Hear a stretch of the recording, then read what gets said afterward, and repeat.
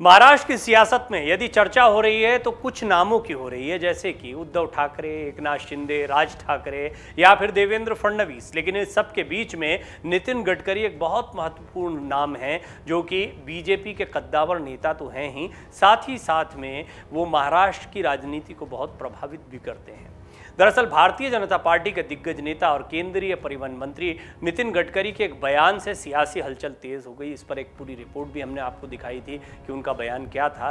बहरहाल इस बयान के बाद में ये कयास तेज हो गए कि वो राजनीति छोड़ देंगे तो करेंगे क्या, इस रिपोर्ट में हम आपको यही बताएंगे।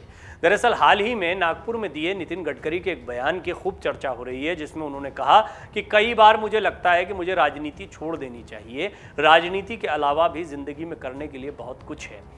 इस बयान की चर्चा इसलिए बहुत ज़्यादा हो रही है क्योंकि नितिन गडकरी पिछले कुछ समय से हाशिए पर चल रहे हैं, और हाशिए पर होने की बहुत बड़ी वजह हैं। दरअसल नितिन गडकरी पिछली बार जहां पर प्रधानमंत्री मोदी के साथ साथ खुद भी प्रधानमंत्री की दौड़ में दिखाई दे रहे थे, ये माना जा रहा था कि अगर बीजेपी को पूर्ण बहुमत नहीं मिलेगा तो वो हो सकता है बीजेपी की तरफ से जोड़ तोड़ करके प्रधानमंत्री का नया चेहरा बनकर सामने आए।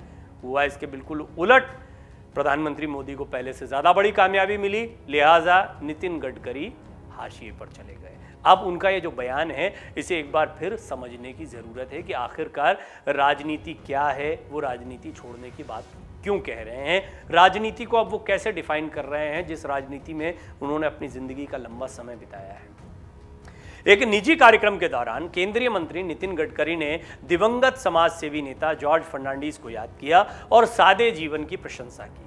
गडकरी ने कहा कि मैंने उनसे बहुत कुछ सीखा है, क्योंकि जॉर्ज फर्नांडीज को सत्ता की भूख नहीं थी। जब लोग मेरे लिए बड़े बड़े गुलदस्ते लाते हैं और पोस्टर लगाते हैं, मुझे इससे नफरत होती है। ये बातें सब नितिन गडकरी अब कह रहे हैं। नितिन गडकरी के इन बयानों के बाद अब ये कयास लगाए जाने लगे हैं कि राजनीति छोड़ने के बाद वो करेंगे क्या। गडकरी को नरेंद्र मोदी या राहुल गांधी के मुकाबले व्यवसाय जगत के ज़्यादा अनुकूल माना जाता है। बड़े व्यवसायी भी गडकरी को खूब पसंद करते हैं। सरकार में मंत्री रहते हुए उन पर कोई भ्रष्टाचार का आरोप तक नहीं लगा। वो बहुत शानदार व्यवसायी भी हैं, ये बात बहुत लोग जानते हैं, लेकिन उन्होंने राजनीति और व्यवसाय को कभी साथ में जोड़ा नहीं, और उनकी राजनेता वाली छवि हमेशा से हावी रही है, व्यवसायी वाली नहीं। लेकिन अगर वो राजनीति छोड़ते हैं तो वो क्या करेंगे, इस सवाल का जवाब जानते हैं। भाजपा नेता ने अपनी एक छवि बनाई है कि वो काम करवाने में माहिर हैं और समझौतों से उन्हें कोई परहेज नहीं है। गडकरी भ्रष्टाचार के समर्थक नहीं है, लेकिन इसे इतनी बुरी चीज नहीं मानते हैं कि इसके लिए काम रोक दें। औद्योगिक क्षेत्र में अपनी रुचि को कभी न छिपाने वाले राजनेता के रूप में गडकरी बिजनेस का अधिक उदार वातावरण दे सकते हैं। कहा जाता है कि नितिन गडकरी अपने आप को राजनीतिज्ञ नहीं मानते हैं और वे खुद को व्यापारी उद्योगपति कहलाया जाना ज़्यादा पसंद करते हैं। गडकरी खुद एक उद्योगपति हैं, उनकी पूर्ति ग्रुप ऑफ कंपनीज बहुत से उद्योगों में मौजूदगी रखती है। हालांकि इसके साथ ही उनकी कंपनी पर भ्रष्टाचार के कुछ आरोप भी लगे थे। पूर्ति शक्कर कारखाना लिमिटेड के नाम से इस कंपनी की 10 अप्रैल 2000 को स्थापना हुई। नितिन गडकरी और 6 अन्य इसके प्रमोटर्स थे, लेकिन उन्होंने कुछ साल बाद कंपनी के सभी पदों को छोड़ दिया था। दरअसल नवंबर 2010 में कंपनी का नाम बदलकर पूर्ति पावर एंड शुगर लिमिटेड रखा गया था। अक्टूबर 2012 में उनकी कंपनी के वित्तीय स्रोतों पर सवालिया निशान खड़े होने के अलावा फर्जीवाड़े के कई आरोप लगे थे। गडकरी पर उनके व्यावसायिक हितों को लेकर भ्रष्टाचार के आरोप भी लगे थे, जिनमें से कथित आरोपों के कारण 2013 में उन्हें भाजपा अध्यक्ष के पद से इस्तीफा देना पड़ा था। पूर्ति घोटाले की खबर ने उन्हें दोबारा अध्यक्ष नहीं बनने दिया था। ये एक दामन पर बड़ा दाग होता है। हालांकि ये कथित आरोप ही थे, इनकी पुष्टि नहीं हुई, इसके बावजूद आरोप तो आरोप है। 2012 के लोकपाल आंदोलन के दौरान अरविंद केजरीवाल ने गडकरी की कंपनी पर भ्रष्टाचार के गंभीर आरोप लगाए थे, लेकिन अब समय कितना बदल चुका है कि आज केजरीवाल भी गडकरी की तारीफ कर रहे हैं। गडकरी ने व्यवसाय में एक नया मकाम हासिल किया है, और व्यवसाय उन्हें क्यों महत्वपूर्ण लग रहा है, क्योंकि अंबानी और अडानी जैसे लोगों का आज की तारीख में बोलबाला है। ये लोग एक्टिव पॉलिटिक्स में तो नहीं हैं, लेकिन इन्हें राजनीति चलाने वाला माना जाता है। संघ की विचारधारा से जुड़े रहे नितिन गडकरी जैसे व्यक्ति के साथ में सामाजिक कार्यों, राजनीति के अनुभव के साथ साथ व्यवसाय का भी तगड़ा अनुभव जुड़ा हुआ है। मोदी सरकार में केंद्रीय मंत्री नितिन गडकरी उन मंत्रियों में से एक हैं जिनका विरोध विरोधी दल के नेता भी नहीं करते हैं। साथ ही उनको एक ऐसे मंत्री के रूप में देखा जाता है जो कुछ नया करने के बारे में सोचते रहते हैं। यही वजह है कि सड़कों के निर्माण में उनकी जमकर तारीफ होती है, क्योंकि वो कई इनोवेशंस करते हैं, फटाफट काम करते हैं। लेकिन आजकल उनका एक अलग ही बयान सोशल मीडिया पर चर्चा का विषय बना हुआ है। नितिन गडकरी विपक्षी पार्टियों को लेकर भी कई बार बयान दे चुके हैं। एक बार उन्होंने भाजपा की विपक्षी पार्टी कांग्रेस पर कहा था कि कांग्रेस को मजबूत होना चाहिए, देश की मुख्य विपक्षी पार्टी के कमजोर होने से क्षेत्रीय पार्टियां हावी हो रही हैं। उनके इस बयान की तारीफ कई कांग्रेस नेताओं ने की थी और बीजेपी की तरफ से कुछ नहीं कहा गया था, क्योंकि है तो कद्दावर नेता बीजेपी के। राजनीति के माहिर खिलाड़ी पूर्व में भी राजनीति के अंदाज पर सवाल उठा चुके हैं। उनके बयान के इस बार भी मायने मतलब निकाले जा रहे हैं और पूर्व में भी निकाले गए हैं। उनका यह मानना रहा है कि राजनीतिक दलों के नेताओं को सिद्धांतों से समझौता नहीं करना चाहिए। उन्होंने अलग अलग मंचों से राजनीति को लेकर ऐसी कई बातें कही हैं जिसकी समय समय पर चर्चा होती रही है।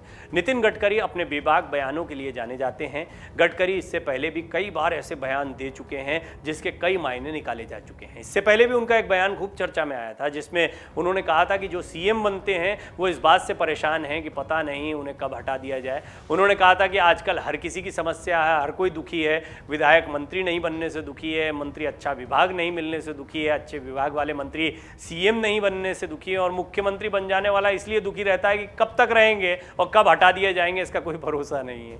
पिछले साल की बात है जब एक कार्यक्रम में उन्होंने सत्ता के लालच पर चुटकी ली थी।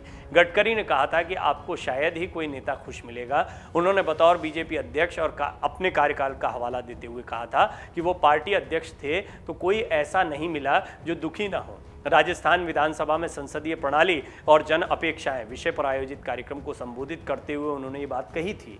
गडकरी ने कहा था कि इन दिनों राज्यों के मुख्यमंत्री इस बात को लेकर दुखी रहते हैं कि न जाने उन्हें कब हटा दिया जाए। उनके इस बयान को उनकी ही पार्टी से जोड़कर देखा गया था, क्योंकि उस वक्त कुछ ही महीनों में बीजेपी ने अपने मुख्यमंत्रियों को बदल डाला था। वहीं जनवरी 2019 में जब केंद्रीय मंत्री नितिन गडकरी ने कहा था कि जो नेता लोगों को सपने दिखाते हैं लेकिन उन्हें पूरा नहीं कर पाते, जनता उनकी पिटाई करती है। गडकरी ने कहा कि वो काम करते हैं और अपने वादों को पूरा करते हैं। उन्होंने कहा लोग ऐसे नेताओं को पसंद करते हैं जो सपने दिखाते हैं, लेकिन अगर अपने सपने सच नहीं हुए तो लोग उन नेताओं की पिटाई भी करते हैं। मैं सपने नहीं दिखाता, बल्कि जो भी बात करता हूं उसे 100% पूरा करके दिखाता हूं। गडकरी ने महाराष्ट्र में लोक निर्माण विभाग मंत्री रहते हुए अपने कार्यकाल की उपलब्धियां भी गिनाई और कहा कि जब राज्य में 1995 में से 1999 तक शिवसेना भाजपा की सरकार में था, सब जानते हैं कि मैं किस तरह का व्यक्ति हूं। केंद्रीय मंत्री नितिन गडकरी ने एक वक्त महाराष्ट्र की राजनीति पर कहा था कि क्रिकेट और राजनीति में कुछ भी हो सकता है। उन्होंने कहा कि जो मैच हारता हुआ दिखाई देता है वास्तव में वो जीत भी सकता है। उन्होंने ये बात तब कही थी जब भाजपा से अलग हो चुकी शिवसेना कांग्रेस और एनसीपी की मदद से सरकार बनाने जा रही थी। महाराष्ट्र में बने राजनीतिक हालात के बारे में जब उनके सामने एक सवाल पर उन्होंने कहा, कभी आपको लगता है कि आप मैच हार रहे हैं लेकिन परिणाम एकदम विपरीत होता है। इसी साल मार्च महीने की बात है जब नितिन गडकरी ने पुणे में आयोजित एक कार्यक्रम में ये कह दिया कि मजबूत लोकतंत्र के लिए कांग्रेस अहम है और ये उनकी ईमानदारी से इच्छा है कि पार्टी राष्ट्रीय स्तर पर मजबूत बने। उन्होंने कहा था कि लोकतंत्र 2 पहियों के सहारे चलता है, जिनमें से एक पहिया सत्ताधारी पार्टी है जबकि दूसरा पहिया विपक्ष है। गडकरी ने कहा कि लोकतंत्र के लिए मजबूत विपक्ष की जरूरत है और इसलिए मैं हृदय से महसूस करता हूं कि कांग्रेस को राष्ट्रीय स्तर पर मजबूत होना चाहिए। उन्होंने कहा क्योंकि कांग्रेस कमजोर हो रही है, अन्य क्षेत्रीय पार्टियां उसका स्थान ले रही हैं। लोकतंत्र के लिए अच्छा नहीं है कि अन्य क्षेत्रीय पार्टियां कांग्रेस का स्थान लें।